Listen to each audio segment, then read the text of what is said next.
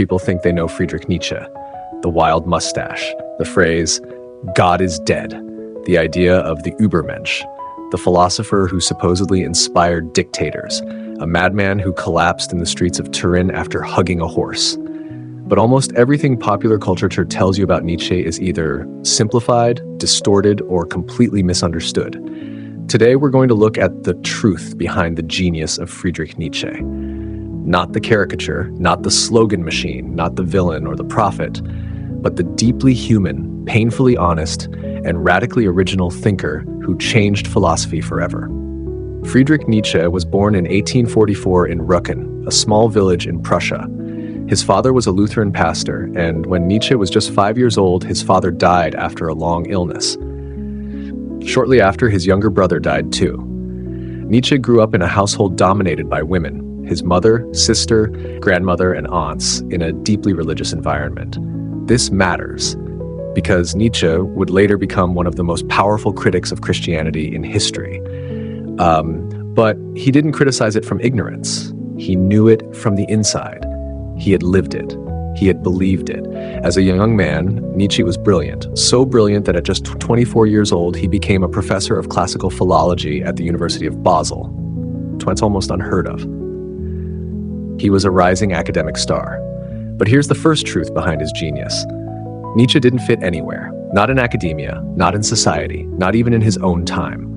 He was deeply influenced by the philosopher Arthur Schopenhauer and the composer Richard Wagner. In fact, he idolized Wagner at first. He believed Wagner's music could spiritually renew German culture.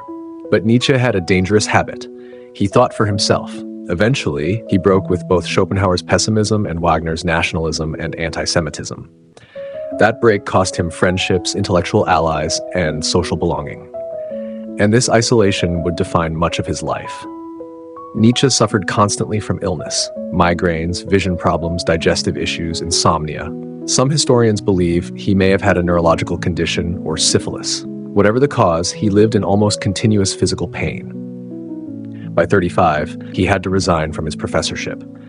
He would spend the rest of his productive life wandering across Europe, Switzerland, Italy, France, living alone in rented rooms, writing books that almost no one bought.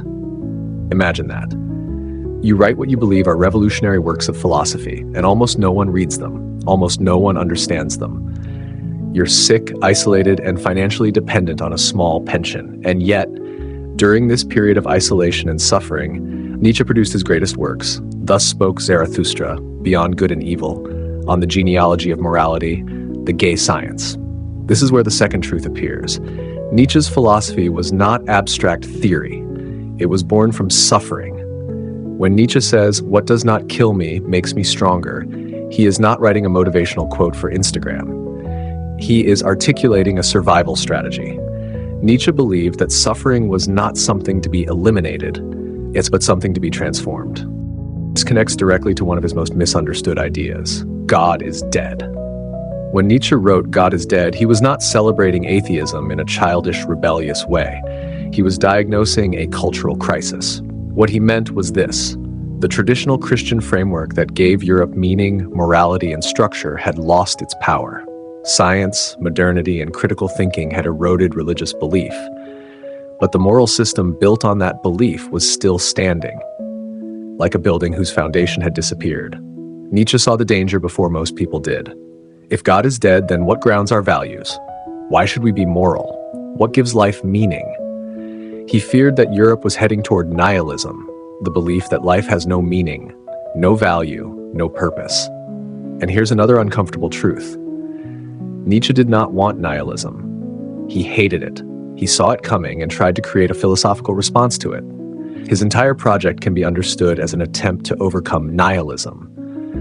That's where the idea of the Übermensch comes in.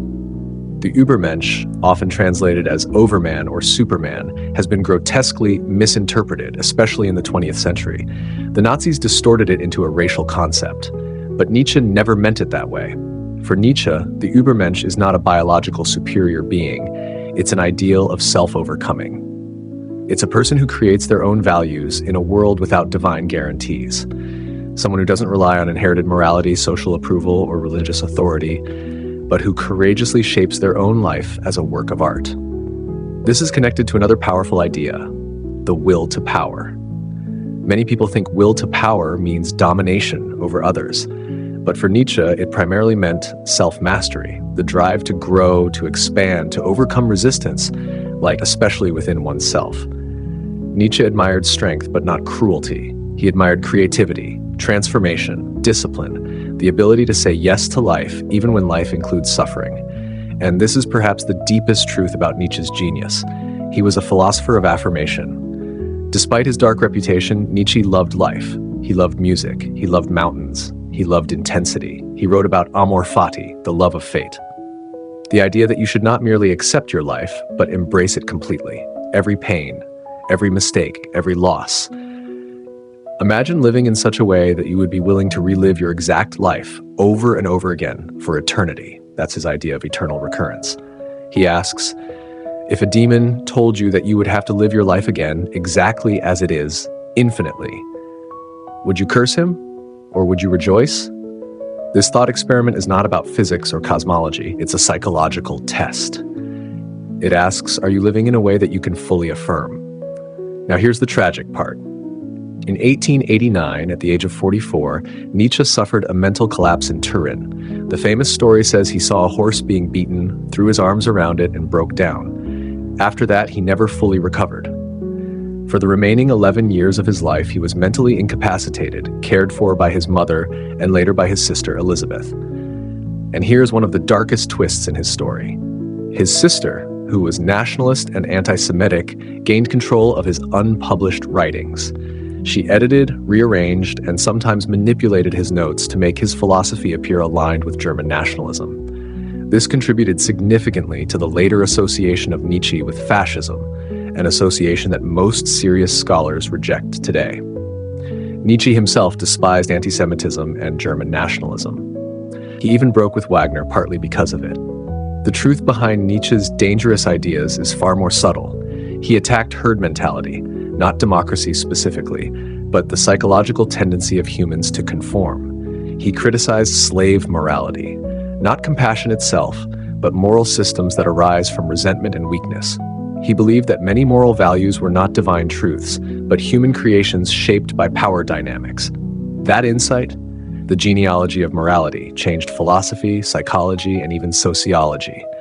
It influenced thinkers like Freud, Foucault, and existentialists like Sartre and Camus. But unlike many later existentialists, Nietzsche did not dwell in despair. He challenged us. He forced us to confront uncomfortable questions. Are your values really yours? Are you living authentically? Or are you hiding behind tradition, religion, ideology, or comfort? The genius of Nietzsche is not that he provided easy answers. It's that he exposed illusions. He dismantled false certainties. He showed that the collapse of old values is terrifying, but also full of creative possibility. And maybe that's why he still feels modern. We live in a time where traditional structures are weakening again. Religious belief is declining in many parts of the world. Political polarization is rising. Many people feel lost, anxious, or nihilistic. Nietzsche saw this coming more than a century ago. But he didn't say, give up. He said, become who you are. That phrase, become who you are, captures the core of his philosophy, not in a shallow self-help sense, but as a lifelong process of self-creation, of confronting your weaknesses, of transforming suffering into strength, of refusing to let resentment define you. The truth behind the genius of Friedrich Nietzsche is that he was not a prophet of destruction. He was a radical psychologist of the human spirit, a man who suffered deeply, physically, socially, intellectually, and who turned that suffering into one of the most powerful philosophical visions ever written. He was ahead of his time, misunderstood in his own life, manipulated after his death. But today, if we read him carefully beyond the quotes and the myths, we find something unexpected. Not darkness, but a fierce, demanding love of life.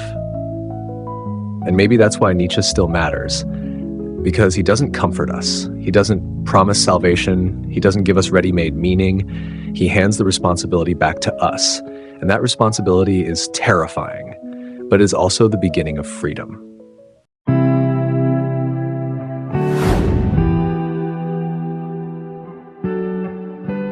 If this helped you, consider subscribing.